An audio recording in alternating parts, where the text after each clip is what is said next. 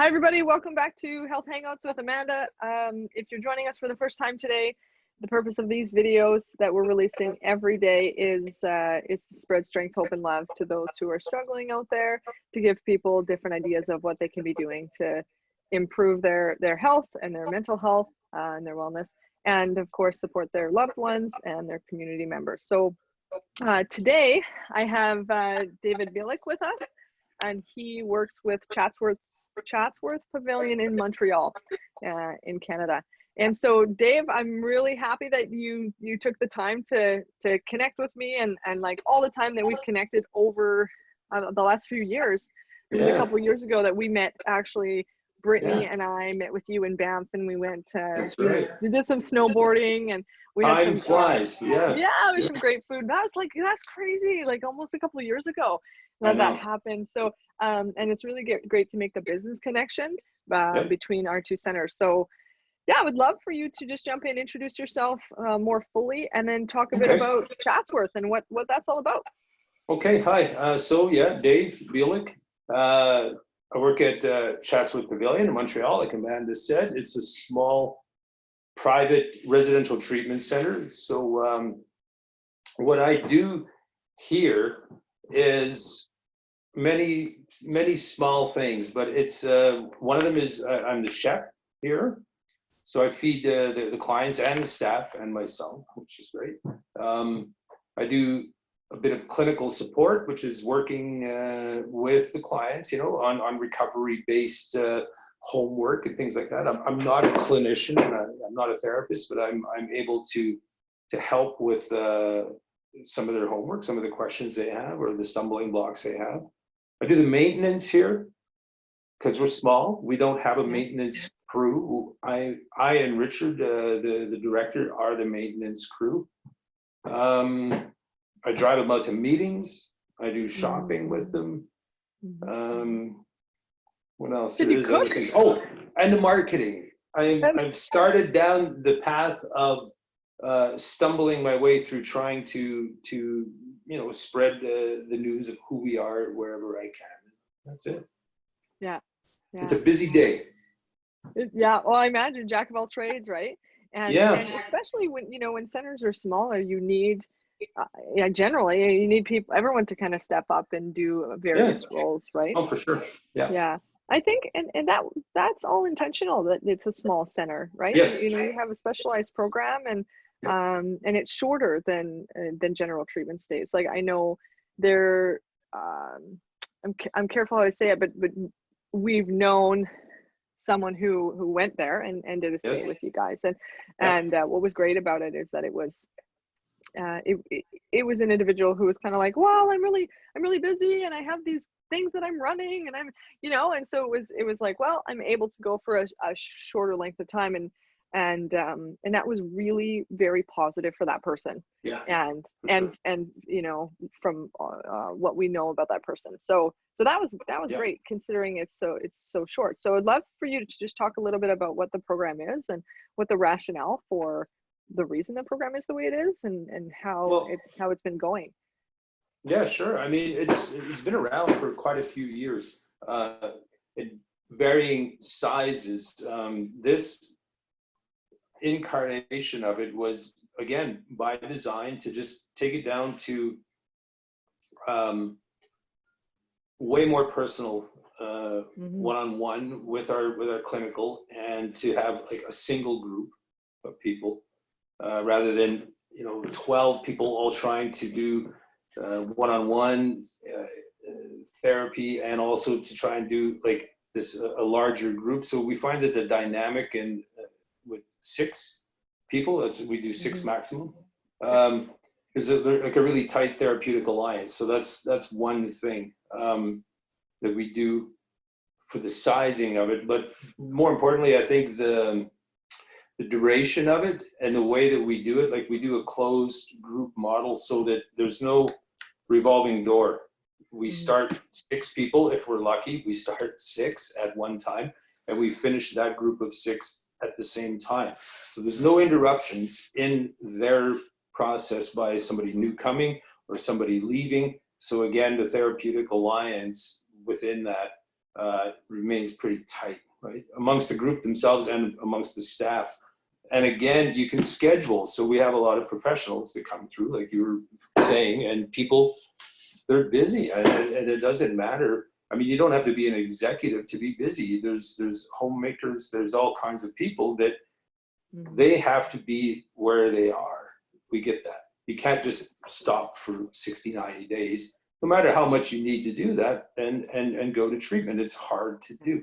And it's a factor. So with us, there's a definite start date and there's a definite discharge date. So it makes it easier for people to get their heads around the scheduling of doing this. Like we've had people schedule a stay with us months in advance because that's when they can do it, you know?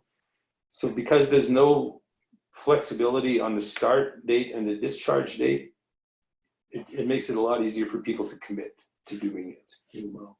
Absolutely, yeah. And I can speak certainly personally to the efficacy of the program for, you know, the person that I knew that went there. And yeah, and this is something that a lot of you, some of you obviously who are watching may or may not know about me, but relationships are really important to me. And so it's, you know, when I get so many emails all the time saying, hey, like, let's partner and let's get together. And it's like, well, let's have a relationship first. And this is why Dave and I met in Banff, because we were, you know, we were going to solidify a business relationship of some kind. And that's really valuable. So I can actually personally attest to the efficacy of your program because I've seen what it is. I've actually, you know, been in the background as we've walked through it. And so I love to be able to say that, you know, out loud and say, yeah, like I know this program. Yeah. I'm sure I could know it, you know, more and more as we have, you know, a longer connection, but yeah, relationship is very important to me. And so it's tougher to say, you know, for a center that I haven't had any experience with to say, oh yeah, I heard they're great. You know, well, that's I don't know. Yeah. You know? No, well, that's it. And I mean, to you guys. Yeah, and I mean, we have, like, you know, it's a pretty big responsibility too, I think, for people to just say, well, you know, go here, or I recommend, you know, this plumber, or I recommend this treatment center without knowing anything about it. And I think, like, for us and for you, we're dealing with really vulnerable people and potentially really fragile people. So to send them off without a little bit of knowledge it's of where you're sending them. It's, you know, it's a tough call. I mean, I don't think we could do that call even. I mean, we're the same thing. If we're referring outpatient or people that are going back to a certain area, you know, we want to know who they're going to connect with. We would like to have a personal connection with them, and we often do have, you know, a very strong personal connection with that therapist that person will be seeing when they leave us as well, you know, instead of just like, well, you know, here's the yellow pages and good luck, bon voyage. We would rather have like a continuing solid relationship with them, with their therapist, with the rest of their recovery, with the rest of their lives, you know. So it's important for us too to know who we're talking about and who we're talking with. You know? So, absolutely, yeah. And I'm excited to down the road this week. Actually, I'm going to meet with Richard and I'm going to meet with Samantha, who also work with Chatsworth, and so to get different perspectives on, you know, what they do there. And I mean, Richard's like the head honcho, I guess, right? Oh yeah. Like he says at times he feels like instead of having employees, which I'm one of, he says he feels like he's hired a bunch of advisors. Yeah. Well, that's a humble thing for a leader to say, and I think that's very, very important. Because even if you are the head honcho, we all need a little help along the way. So I'm excited to meet with him. I'd love to ask you about just in terms of what's happening with COVID. Sure. And there's so many, I'm going to ask you personal questions about this too down the road, but there's so many businesses that are affected. You are a small, you know, you run a brick and mortar business. require people to come there to pay the bills and all of that. So That's what's it been like since COVID happened? And I guess it was lockdown was like middle of March for us. Yeah, It was middle of March. March 13th. Yeah. Well, we're into our second session so far since that all happened. And, you know, in the beginning, of course, like everybody, we were really worried. Like, are we allowed to stay open? What are the guidelines for us to stay open? What kind of protocols are there going to be? You know, are we safe to do this? You know, should we do this? You know, there was a lot of those unknowns, like every other business had. You know, it came through that we are designated, as all the other centers in Quebec and probably throughout Canada, we're considered essential services, which is great. You know, so with that, we had to decide, how are we going to actually do this, and to keep it safe. So because we're small, it's in an old house. It's a century home. Like, it's a beautiful old home where we do our residence, but we decided to, and it wasn't mandated, but we decided on our own to, instead of running with 6 clients, that we would cut our capacity in half. And voluntarily. So we will only accept 3 clients at a time now, in order to just give everybody a little more breathing room, keep all of our sanitation a little easier to manage. We've had to change a few things, like normally we would take our clients out to fellowship meetings, which are closed. So I've set up a Zoom account with our alumni, actually, from here, to do online meetings with the people that are here, and we do them with our alumni. The shopping, we used to bring them out to do a little bit of personal shopping, you know, once a week, just to not get, so that everybody would have, you know, less cabin fever kind of deal. We've had to stop that. So we've changed the personal training. Like, we have a personal trainer, so that there's an introduction, you know, for our clients into fitness and wellness. And as part of building a routine, you know, all of these things are also part of building structure and doing examples of structure. So now they just go for walks. You know, our trainer comes, picks them up, and you head out the door and go for walks. And if, you know, because it's like 3 max, it's easier to do. And if it's raining, we clear the desks out of the classroom, and they do a little bit of yoga and stretching and, you know, that kind of stuff right here on site. So it hasn't affected us as deeply as other businesses, that's for sure. And in reality, we're quite grateful and thankful for how it's been running. The other thing that's really it affected us more than I thought it would is that a lot of our clients were coming from the US, and we can no longer do that as it is right now. So yeah, it was like there's people that want to come. There's people that are desperate to come, and we can't accept them right now. We can't bring them over. So, you know, we're hopefully they're going elsewhere within the U.S. You know, again, there's a few places that we can recommend, but we don't have a long list of places for them to go that we would feel is appropriate or that we could fully recommend. So that's a bit of a problem. And yeah, that's a few of the things from a business standpoint, but all in all, I think we've been pretty fortunate in that way. Yeah, for sure. I like the idea of, you know, smaller cohorts, and when you talk about like 6 max, that's an intimate group.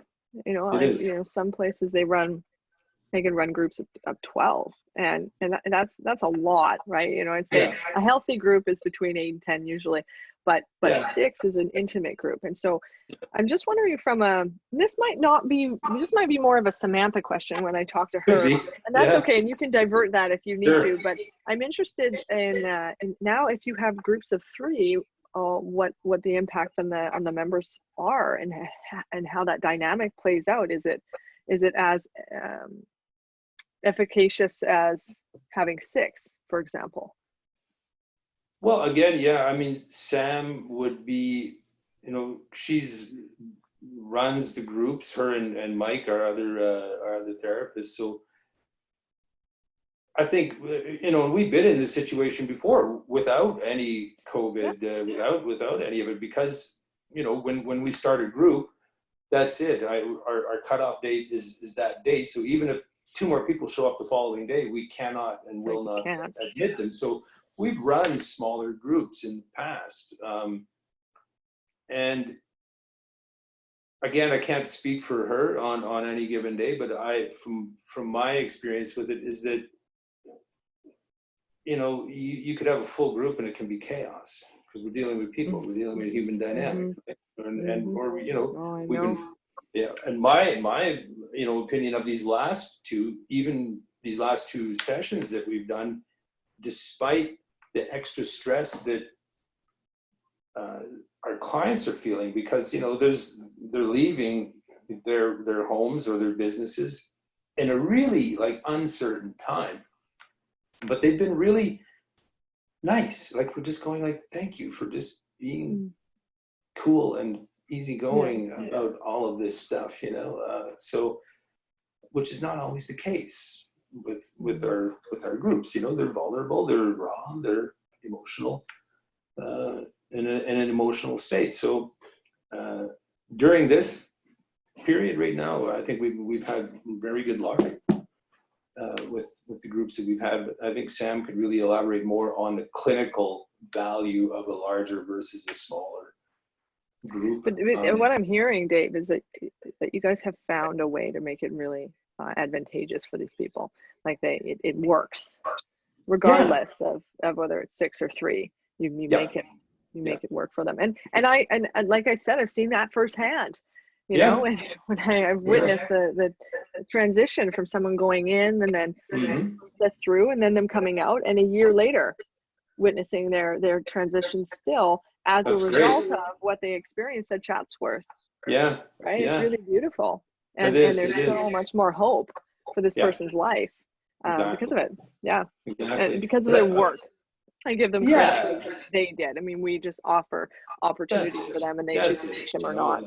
If they're taking the direction that's available, they can do well. But again, back to the group part of it, I think one of the main reasons that it works better here is that there are I call them interruptions, but there's no new member coming into that group, right? Or there's no person that's going to be leaving. If you have a really dynamic person in that group, and all of a sudden they say to the other people, well, I'm out of here in 2 days, I'm being discharged in 2 days, it can bring the level of that group down, and people are going to be, oh God, I'm going to miss you, and it can divert from what really is needing to be done, right? And the same thing, if you have this level of trust built even amongst 3 or 4 people, it gets pretty intimate in group.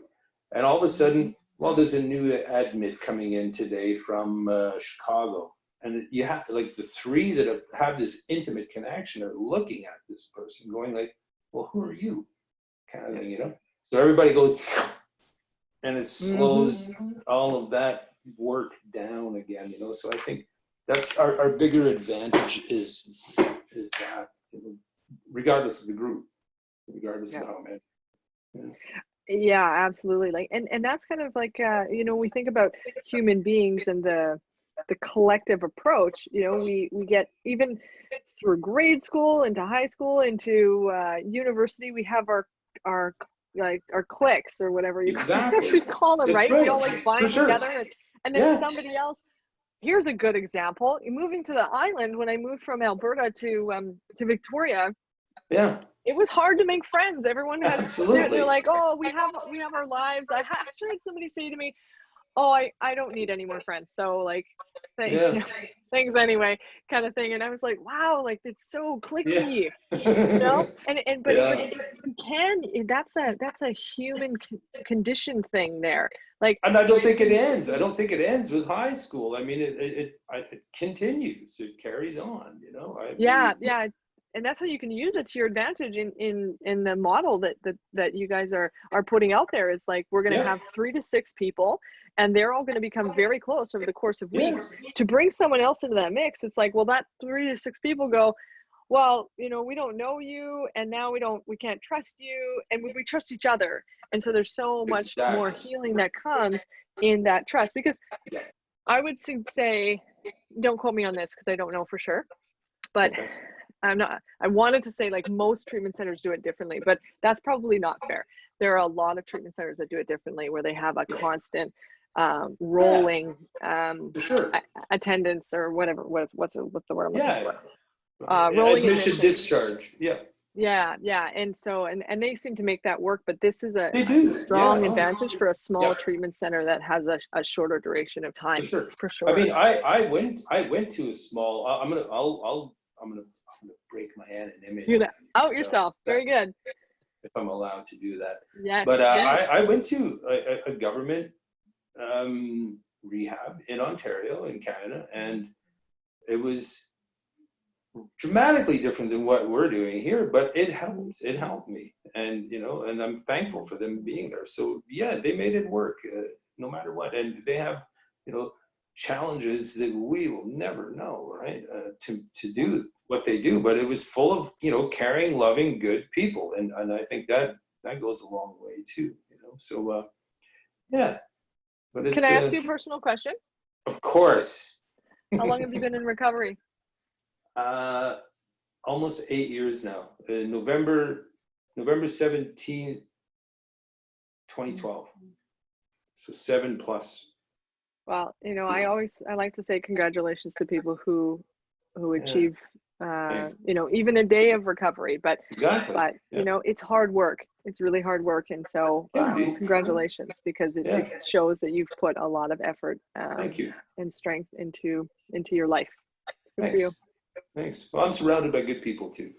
Oh yeah, we all need help. Yes. Right. Yes. So overall, what I'm hearing is like Chatsworth seems to be running all right, perhaps not optimally, because you're taking only 3 people. Yeah. Optimal would be 6, I heard, but overall it sounds like it's okay. We've eased into it. We've settled into this new groove, and we should be able to keep helping people until this is over, or until it abates. And Right. so we've adjusted. Yeah, well, that's wonderful. And of course, if I know anybody who fits the mold for Chatsworth, then I'll send them over for sure. But what are you doing? You're doing a full online now, everything. But you were doing that ahead of the curve of everybody, were you not? Yeah, with strengths. We've been doing.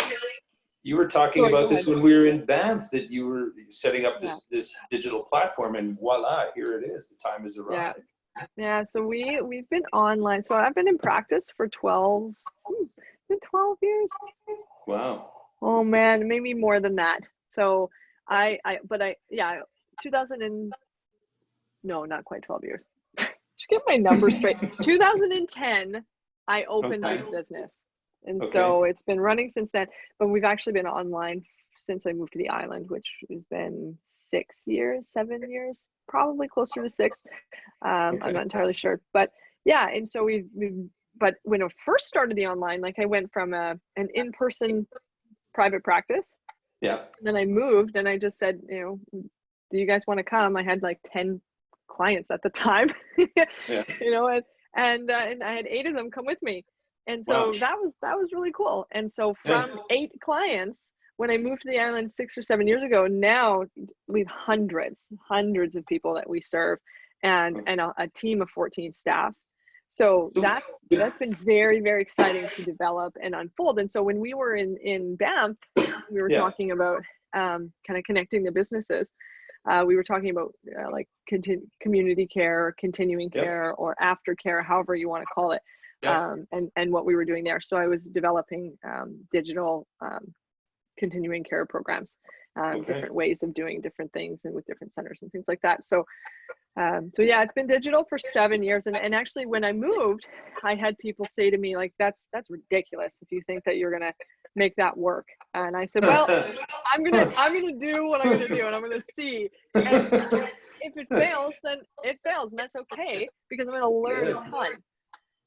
From it. So but how is it now? I mean, like, are you completely swamped? Like, has it gone crazy? Well, so this is the thing, and so it's currently right now we're doing all right. Like I would say we're doing fairly well considering the times.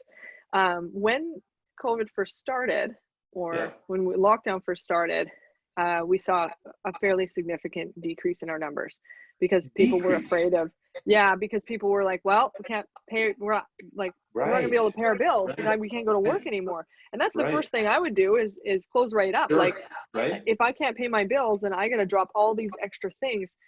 And so, and extra things like gym memberships. Unfortunately, counseling falls into that as an extra thing. But when we think about our standard needs, it's shelter and food and clothing and family, and our basic needs need to be met. And then we kind of curve out from there. So in the beginning, it was people buckling down and buying toilet paper. Like I say that kind of jokingly, but that's true. It was like people true. Yeah, you're right. And mental health goes on the back burner. And mental health was on the back burner. And then even, on the staff, our staff body, like we would talk in supervisions, and if we had individual meetings or whatever, and it was like, okay, like what's going to happen here? And I said, I don't know, like I don't know. Like some of us might need to qualify for that emergency fund, and some of us maybe make a little bit. In the beginning, there was no emergency fund for anybody who was a contractor. So that was scary, even for me as the owner of this organization. And then what we found is, I said, well, so I have another company that I was running in Nanaimo. It was a cycling studio. Those doors closed. And then so I'm just like at home all the time. And I thought, and my caseload wasn't large as it was, because I was running that business and trying to run this business. And so I didn't have time for a big caseload. So small caseload as it is. Now I'm at home and I have no office to go to, and I'm sitting in my office here at home, and I'm going, okay, now what? Like, what do we do now? And so I decided to create this video.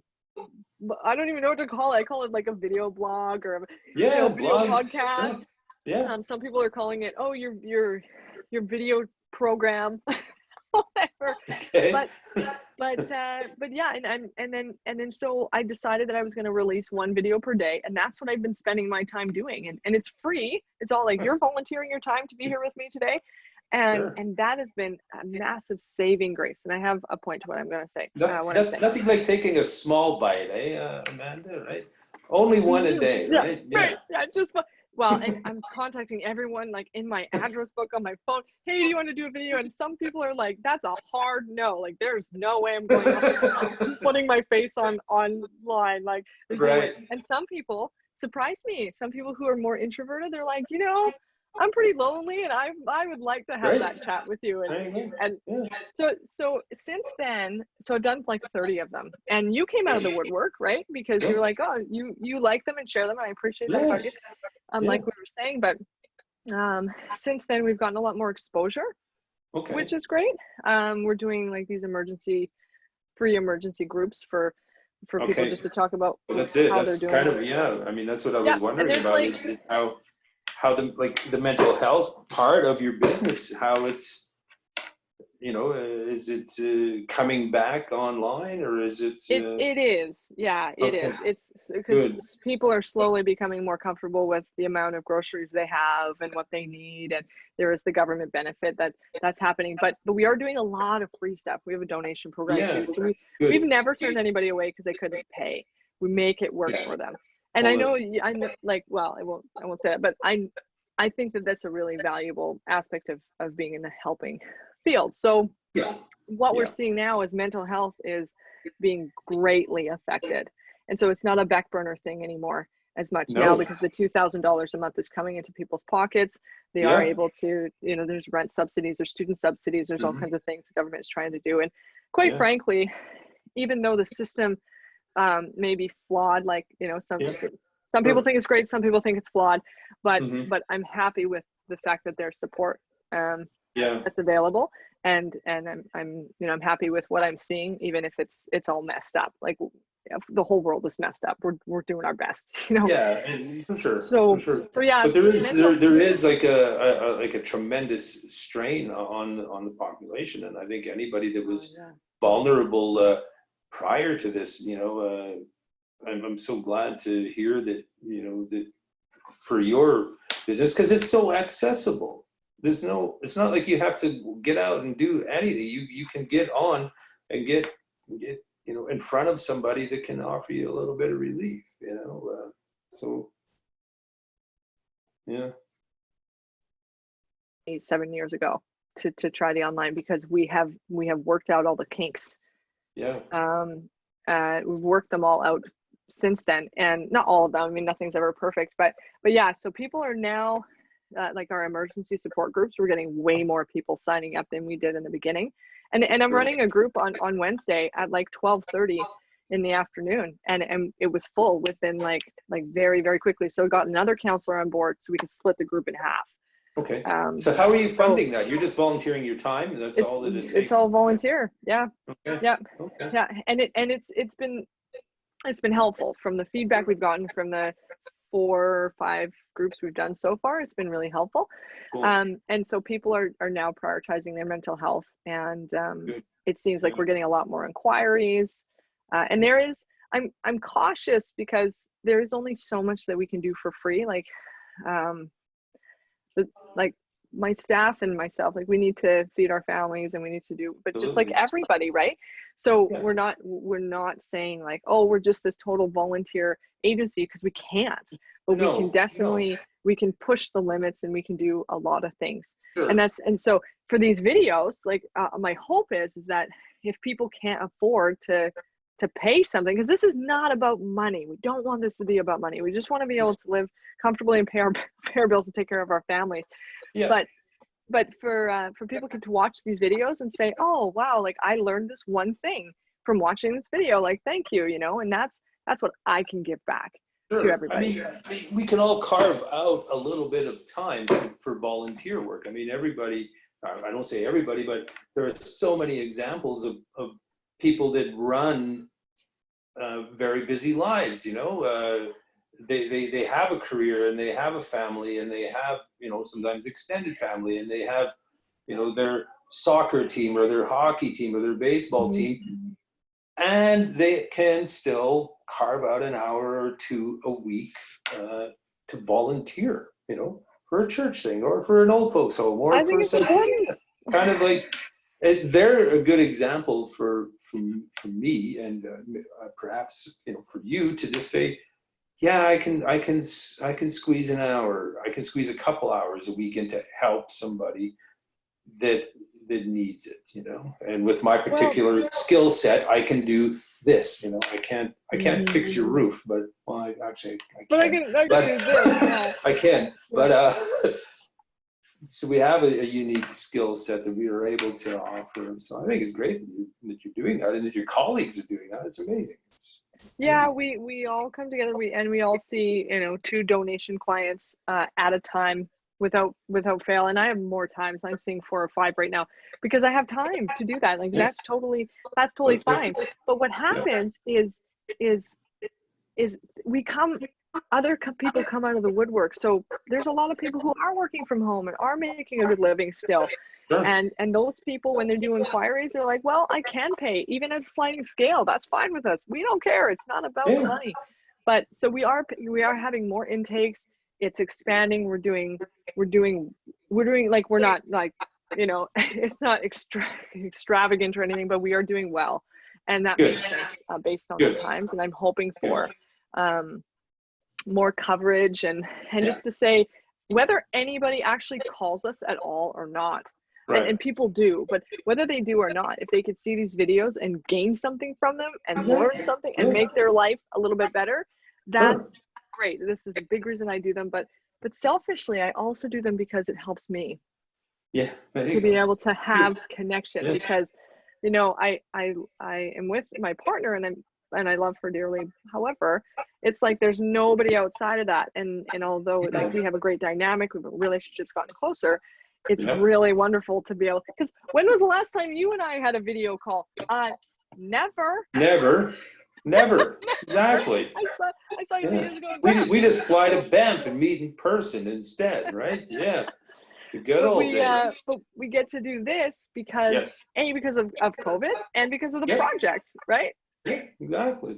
And we both stand for a really similar cause. So that brings me to, and we have about 15 minutes left before we might want to wrap up, but that brings me to like personally, and please, like whatever you don't want to share, don't share, because this is going all over YouTube. But yeah, like what has this been like for you personally, your family, and how have you been affected, and what are you doing to help yourself? Well, actually, in my case, it's affected it dramatically. I would say dramatically in the sense that I'm not in my home with my wife as right now, because I can't or won't risk exposing myself every day, because I have to go to work every day. And part of my work is that I'm in and out of stores. I have to shop, you know? So even though there are protocols in place, and we have our protocols here, we decided, you know, and, you know, with a teensy bit of pressure from her family as well, that while I'm working, I should be in an Airbnb and going from work to the Airbnb, doing my job, and not actually risking her health.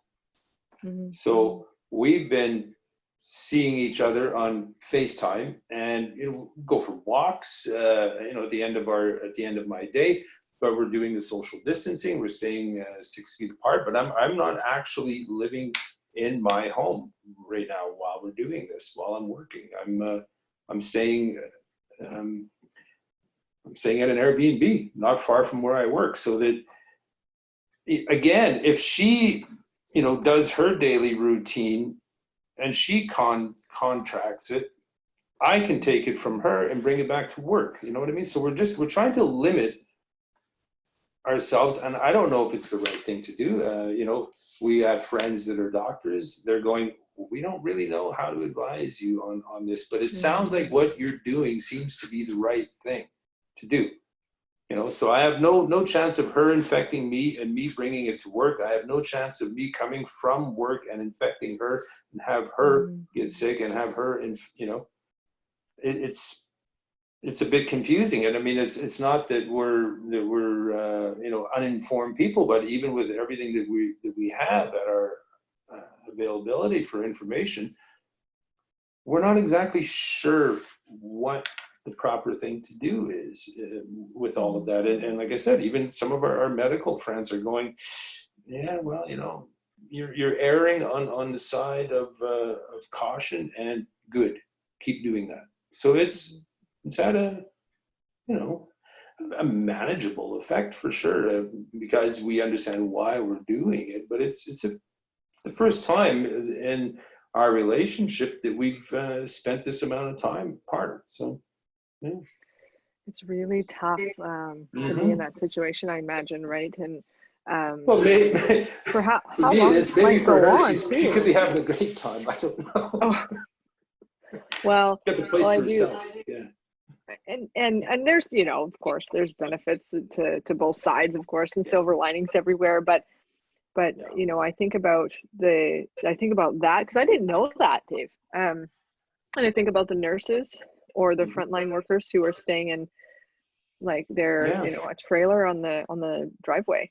Right. Yeah. Same, and they don't go inside, and they're, you know, they wave at their kids through the windows, and it's a hard time, and we don't know how long this is going to go on for. I anticipate it's going to be a while, even if they reopen the world, or, you know, country by country or whatever. They and again, don't quote me, but I heard Japan started to reopen and then had a second wave, right? So we just don't know. But I you sound very mature about it. but I anticipate it's very difficult for you. Yeah, it is. It's, you know, it's a different challenge, right? To not be in your home. Mm-hmm. It's, you know, all that comfort of your home that you've worked on and built, you know, is now not available in that Mm-hmm. sense. So yeah, it's different, but I believe that it's the right thing to do right now. And even if they were to say tomorrow, no, you're fine, you're good to go, well, then we would still have to make that personal decision as to how we're doing it. Like, and again, this is not a mandated thing. This is what we decided personally would be our course of action, you know, while I'm working and while she's at home, you know. So she's retired and she doesn't need, you know, she could be fully isolated on her own and stay that way and have no risk really to herself, you know, a little bit of shopping here and there, but, you know, with the protocol that is in place and, you know, following it, there's very little risk, but I'm the moving part of all of that, right? So we decided personally that that's how we would do it. Just like we decided here that we would run at 50% capacity. These are not any mandates or by government or any officials or anything. It's just that we decided on our own that, you know, we would handle it this way, despite whatever inconvenience that might bring, you know. So yeah. Well, I appreciate your demeanor around it, but I do know that there are a lot of people out there in the world, many of whom may watch this video, who relate to you. And I guess before we kind of go to wrap up, I wonder if you have any advice or guidance or invitations of support to people who are in a similar position as you. Well, I mean, if you're in a similar position than I'm in, then we're really fortunate. Is the only thing I could say, because I can go to an Airbnb. I have that option. I'm healthy. Otherwise, everybody in my family is healthy. Otherwise, I've not been affected financially by any of this.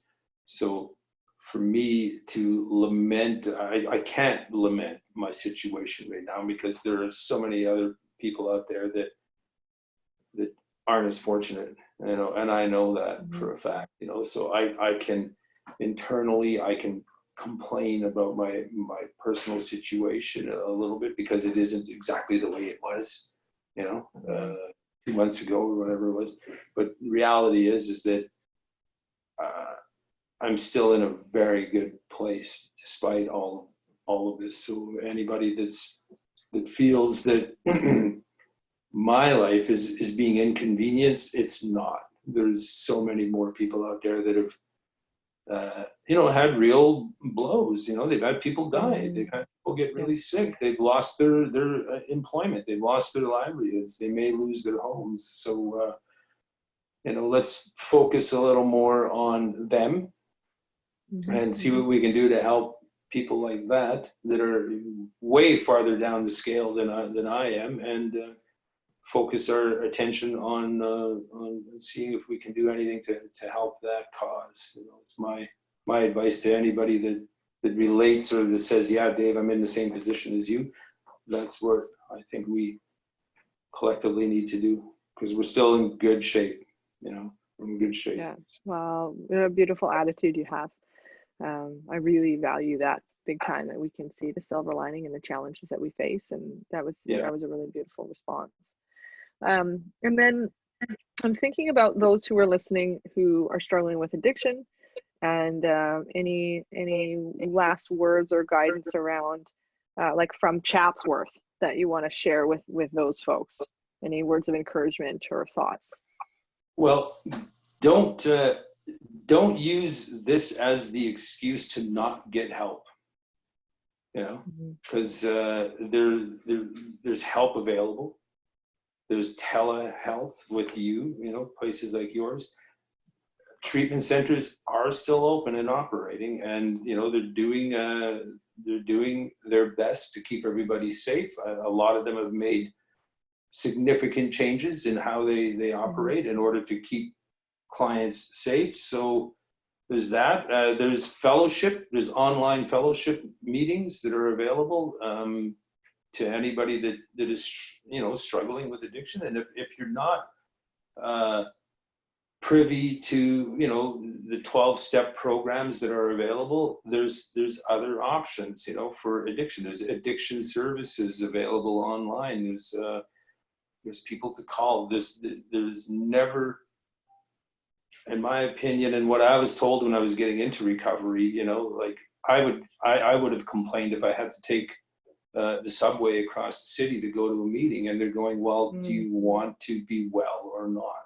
And I said, I want to be well. And they're going, then you're going to have to do some stuff, Dave, in order to be well. So here, I mean, we can pick up the phone and get in touch with somebody. That's the option that we have right now. But there's never an excuse to not look after yourself. Look after yourselves, and you're worth it. You're worth looking after yourself. And there's people like you, there's people like myself out there that will take your call, and we'll do our best to help you. Even though all of this other stuff is going on, we can still take a pause and help somebody who's looking for help. So don't think there's nobody there. We're here. Yeah, absolutely. Oh, and it just warms my heart to see you and to hear you say that. And this is a big reason I support Chatsworth Pavilion, is because of what I see come out of Chatsworth. Like you've been my main contact, and I've talked to Sam, and I'm excited to meet Richard and actually do a video with Sam too. But yeah, I really endorse your program, and I see that it's not just a price tag thing for you, and it is for a lot of people, unfortunately, but it's not for you guys, from what I'm seeing. And I see a lot of heart in what you've said here today, and our dynamic over the last 2 years. We text once in a while, just say hi, how are you, and you tell me when the new programs are starting and things like that. So you've kept in touch, and that's been good too. So thank you for your words today, Dave, but mostly thank you for the donation of your time. Because pleasure, as you've talked about, you have lots to do around there. I think you guys are in session. You said you just started the second session. You're in session. Second week. So you that I even come forward with more gratitude, because you're coming to me while you guys are in session, when you likely have a lot going on, a lot of things to do. So I'm really grateful for that.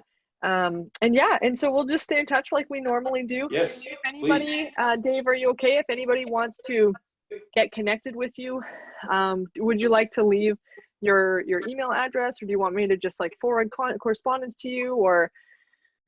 How do you want it done? I'll just verbalize my email? You can just verbalize the website and the email address, and then when we post the video, we'll put it in the description.